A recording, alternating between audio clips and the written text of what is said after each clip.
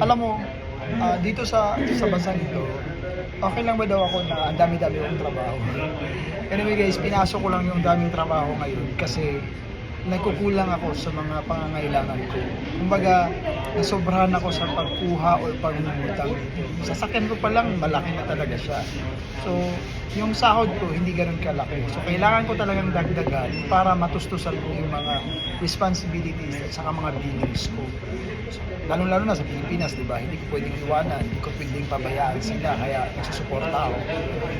Dapat kasi dito, grounded ka sa source of income mo. Kung magkano yung kinikita mo, dapat hindi ka lalampas sa mga uutangin mo para hindi ka ma-deficit. Kumbaga, hindi ka mahirapan. Kaya yung nangyari sa akin, kumukuha ako ng mga trabaho para lang matustusan ko lahat ng mga pangangailangan ko. Alam mo, hindi siya madali. Ang hirap din. Napapagod ako. Sa totoo lang, stress din ako. Pero wala akong magawa napasok ko. Siguro after 7 years, pag ma-paid na yung sasakyan ko, siguro buhay ko. Pero sa ngayon, ginagawa ko lang talaga siya para makasurvive ako.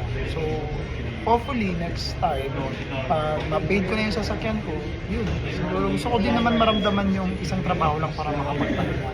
Kasi hindi siya maganda pag may edad na tayo. Paano ngayon pag matanda na ako? Kaya gusto ko, in near future pagtanda ako, isa na lang.